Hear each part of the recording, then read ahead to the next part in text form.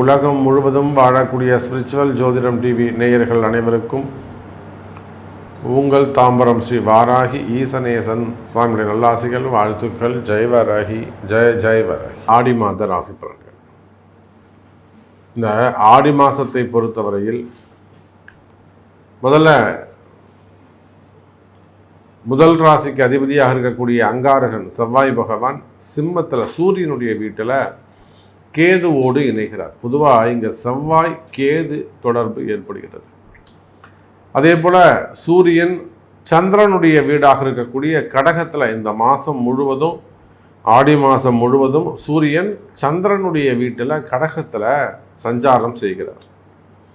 எல்லாத்துக்கும் மேலே ரொம்ப ரொம்ப முக்கியமான ஒரு சப்ஜெக்ட் விஷயம் என்னன்னு கேட்டிங்கனாக்கா, சனி பகவான் வக்ரம். இந்த ஆடி மாதம் முழுவதும் சனி பகவான் வக்ரகதியில் இருக்கிறார். அதே போல் ரிஷபத்தில் சுக்கிரன். அப்போ காலபுருஷனுக்கு 5வது வீட்டில் இருக்கக்கூடிய அந்த செவ்வாய் கேது தொடர்பு. இந்த செவ்வாய் கேது தொடர்பு இருக்கும் வரையில் மிகப்பெரிய அரசியல் கலகங்கள் ஏற்படும். அரசியல் கலகங்கள், அரசு கலகங்கள், அதிகாரிகளுக்குள்ள இருக்கக்கூடிய கலகங்கள். இப்போ நாம் நிறைய கண்கூடாக பார்த்துக்கிட்டு இருக்கோம்.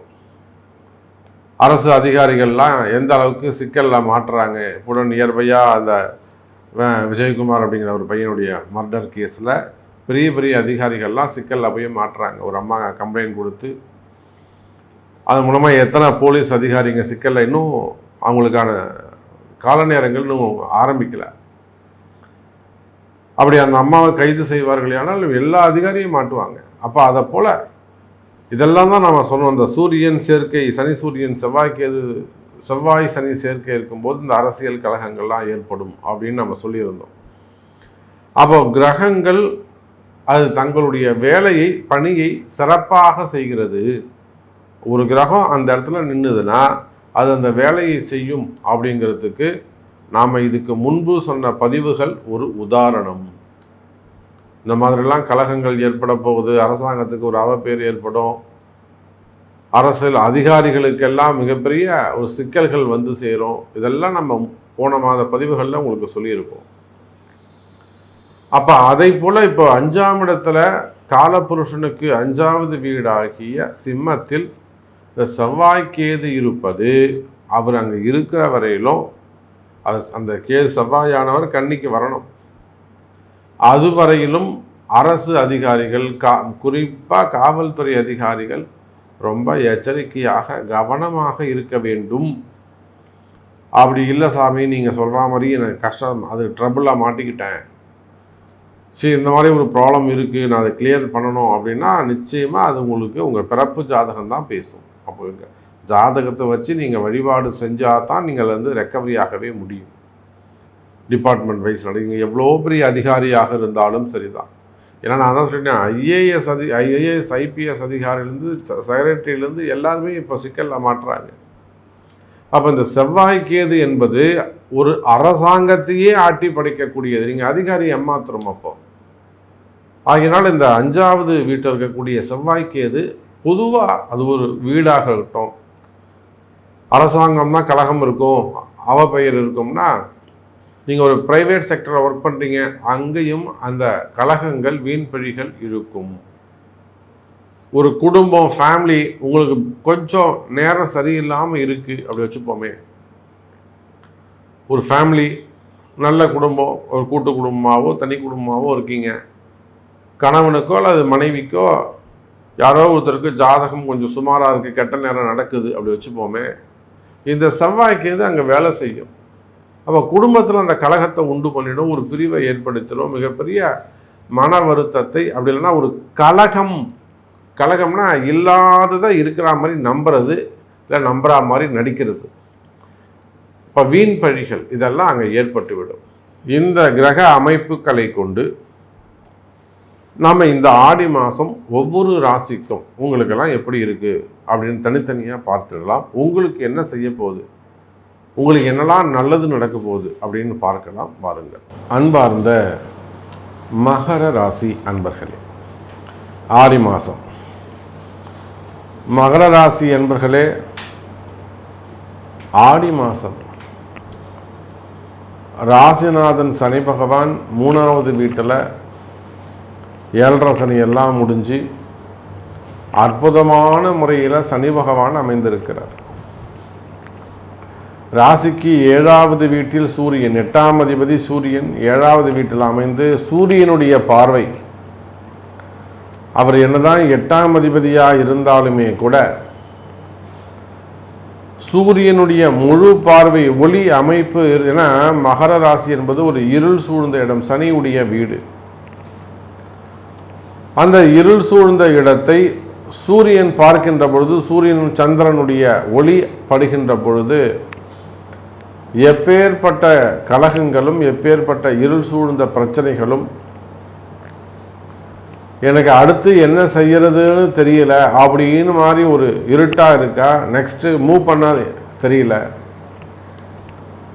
அடுத்து நான் என்ன செய்யறதுன்னு தெரியல அப்படின்னு ஒரு திகைச்சு போய் நிற்கிறீங்க, ஒரு ஸ்ட்ரக்காகி நிற்குது வண்டி. என்னுடைய திறமையெல்லாம் நான் யூஸ் பண்ணிட்டேன் சாமி, என்னால் என்ன எஃபர்ட் போட முடியுமோ நான் எஃபர்ட் போட்டுட்டேன், எனக்கு அடுத்த ஸ்டேஜுக்கு கொண்டு போக தெரியல. அதெல்லாம் நல்ல ஒரு க்ரோத் இருந்துகிட்ருக்கு, நல்ல கம்பெனி ரன் ஆகிட்டுருக்கு, நல்ல ஜாப் நல்லபடியாக போயிட்டுருக்கு, வாழ்க்கையில் படிப்படியாக உயர்ந்து ஒரு நல்ல உயர்ந்த இடத்துக்கு நல்ல ஸ்தானத்துக்கு வந்துட்டோம். ஆனால் இப்போ ஸ்ட்ரகிள் ஆகி நிற்குது அப்படின்னு சொல்வீர்களே. ஆனால் அந்த மாதிரிலாம் உங்களுக்கு பிரச்சனைகள் இருக்குமே ஆனால், அந்த ஸ்ட்ரகிளிங் ஒரு தடை இருக்குமே ஆனால், இந்த சூரியன் சந்திரனுடைய ஒளிப்படும்போது ஒளி கிரகங்களுடைய வெளிச்சம் அங்கே கிடைக்கும்போது ஆட்டோமேட்டிக்காக அந்த இருள் விலகும். இதுதான் ஜோதிடம். அப்படி பார்க்கின்ற பொழுது உலகம் முழுவதும் வாழக்கூடிய மகர ராசி அன்பர்களே, உங்களுக்கு உங்கள் வாழ்க்கையில் நீங்கள் யாராக வேண்டுமானாலும் இருக்கலாம். உங்கள் வாழ்க்கையில் ஏதேனும் பிரச்சனைகள் இருக்குமே ஆனால், இப்போ லைவாக அந்த 7.5 சனியால் உங்கள் வாழ்க்கையே மாறிப்போச்சு, கடன் ஆகிப்போச்சு, இருந்தது எல்லாம் மிஸ் பண்ணிட்டீங்க, அதெல்லாம் ஓல்டு, அதை விட்டுடுங்க. இப்போ நான் ஃப்ரெஷ்ஷாக ஒரு முடிவு எடுத்திருக்கேன். நான் நல்லா இருந்த சமயம் 7.5 சனியில் கூட நான் நல்லா இருந்தேன். 7.5 சனியில் கூட எனக்கு ஒன்றும் பெருசாக டிஸ்டர்பன்ஸ் இல்லை, அந்த மாதிரி எல்லாம் சொல்லக்கூடியவர்கள் இப்போ இந்த சனி வக்ரமாகிற சமயத்தில் அவர் மீனத்துக்கு போனதுக்கப்புறம் எனக்கு பிரச்சனை நியர்பையாக ஒரு 1.5 வருஷம். ஏன்னா அந்த மாதிரியான சட்ட சிக்கலில் தான் இப்போ மகர ராசி அன்பர்கள் இருக்கிறார்கள். பழசெல்லாம் விட்டுடுவோம். நாம் 7.5 சனியில் நடந்தது அதெல்லாம் நமக்கு இப்போ தேவையில்லை. அவங்களுக்கு நாம் நிறைய பேசிட்டோம், நிறைய ஆறுதல்கள் சொல்லியிருக்கிறோம், நிறைய பரிகாரங்கள் சொல்லியிருக்கிறோம், வழிகாமிச்சிருக்கிறோம், எப்படிலாம் நடந்துக்கணும், அந்த துன்பத்திலிருந்து எப்படி மீண்டு எழுந்து வருதுன்னு நிறையவே நாம் அவங்களுக்கு வழிகாமிச்சிருக்கோம், எடுத்து சொல்லியிருக்கிறோம். வழிபாட்டு முறைகள் சொல்லியிருக்கிறோம், ஆலயங்கள் சொல்லியிருக்கிறோம், அதெல்லாம் வேறு. இப்போ ஒரு 6 மாதமாக ஒரு வருஷமாக எனக்கு கஷ்டமாக இருக்குது சாமி அப்படின்னு சொல்லக்கூடிய மகர ராசி அன்பர்களே, இந்த ஆடி மாதம் உங்களுக்கு கை கொடுக்கக்கூடிய மாதமாக, ஒரு வளர்ச்சியை தரக்கூடிய மாதமாக அமைகிறது. தொழில் அமைப்புகளில் நல்ல முன்னேற்றம், உறவு முறைகளில் நல்ல வளர்ச்சி, குடும்பத்தில் சந்தோஷம். இன்னும் சொல்லப்போனால் உலகம் முழுவதும் வாழக்கூடிய மகர ராசி அன்பர்களே, உங்கள் ராசியை அந்த சந்திரன் வீட்டிலிருந்து சூரியன் பார்க்கின்ற காலத்திலே, இப்போ 9 கிரகங்கள்லே 2 கிரகம் தான் வெளிச்சமான கிரகம், ஒன்று தான் முழுமையான ஒளி, எது? சூரியன்.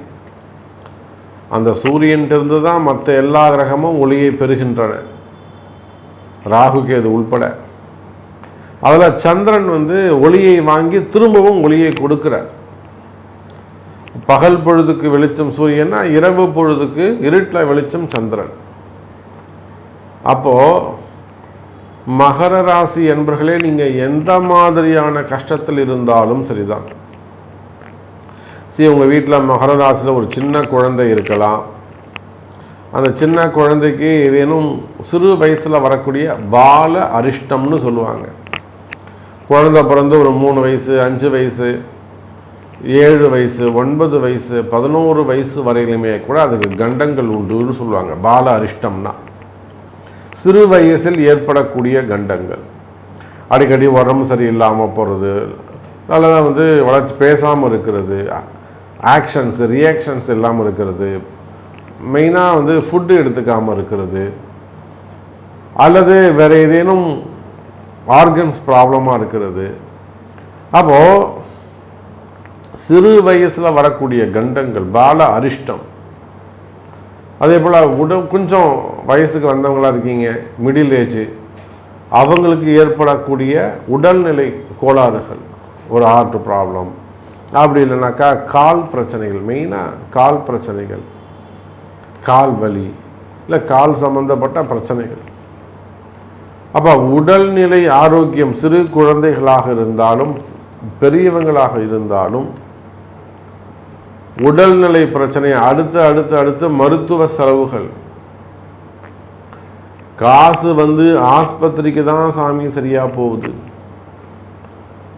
கடன் வாங்கி ஆஸ்பத்திரிக்கு செலவு பண்ண வேண்டிய சூழ்நிலைகள் ஏற்படுகிறது. இப்போ அந்த மாதிரியெல்லாம் சொல்லக்கூடிய மகர ராசி நேயர்களே, உடல்நிலை ஆரோக்கியத்தில் ஏதேனும் பிரச்சனைகள் இருக்குமே ஆனால் அது செய்வினை கோளாறாக இருக்கலாம், திருஷ்டியாக இருக்கலாம், அந்த குடும்பத்துக்கோ அந்த குழந்தைக்கோ ஏதேனும் ஏற்பட்ட ஜாதக தோஷம், சாபங்கள், மெயினாக இடதோஷங்கள், செய்வினை கோளாறுகள், திருஷ்டிகள், மெயினாக சாபங்கள்.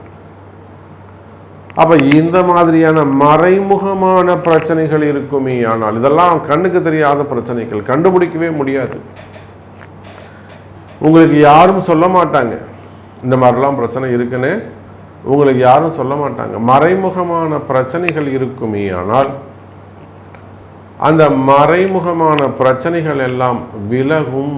எனதருமை மகர ராசி நேயர்கள், உடல்நிலை ஆரோக்கியம் அதிகரிக்கும். சிறு சிறு கண்டங்கள், உலகம் முழுவதும் நீங்கள் வெளிநாடுகளில் இருந்தாலும் சரிதான், உடல்நிலை ஆரோக்கியம் சிறு சிறு கண்டங்கள் இருக்குமே ஆனால், அல்லது மனசில் ஒரு பயம் இருக்குமே ஆனால், மனக்குழப்பங்கள் இருக்குமே ஆனால், அந்த மனக்குழப்பங்கள் எல்லாம் கூட விலகி நன்மை நடைபெறும். எனதருமை மகர ராசி அன்பர்களே, இன்னும் சொல்லப்போனால் மகர ராசி அன்பர்களே, குடும்ப வாழ்க்கையில் மகிழ்ச்சி, கணவன் மனைவி இடையே ஒற்றுமை மேலோங்கும். கணவன் மனைவி இல்லற வாழ்க்கையில் ஏதேனும் பிரச்சனைகள் ஏற்பட்டிருக்குமே ஆனால், மனக்கசப்புகள் ஏற்பட்டிருக்குமே ஆனால், வீண் கலகங்கள், மூன்றாவது மனிதர்கள் தலையீடு, அல்லது தாம்பத்திய கோளாறுகள், அல்லது வேற ஏதேனும் மனக்கசப்புக்கள், மன வருத்தங்கள் ஏற்பட்டிருக்குமே ஆனால், அந்த மன வருத்தங்கள் எல்லாம் கூட விலகி பிரிந்த உறவுகள் மீண்டும் ஒன்று சேரக்கூடிய காலம். இன்னும் சொல்லப்போனால் மகர ராசி என்பர்களே, பெற்றோர்கள் பிள்ளைகளிடையே இருக்கக்கூடிய குடும்ப பிரச்சனைகள், பசங்க வீட்டுக்கு அடங்காமல் இருக்கிறது, சொல்கிற பேச்சை கேட்காமல் இருக்கிறது, வீட்டை விட்டு வெளியில் போகிறது, பேச்சுவார்த்தை இல்லாமல் இருப்பது, உடன் பிறந்தவர்கள் சித்தப்பா பெரியப்பா அந்த மாதிரி ஏதேனும் உறவு முறைகளில் வரக்கூடிய அங்காளி பங்காளி பிரச்சனைகள், இதெல்லாம் அந்த சனியுடைய கலகங்கள்.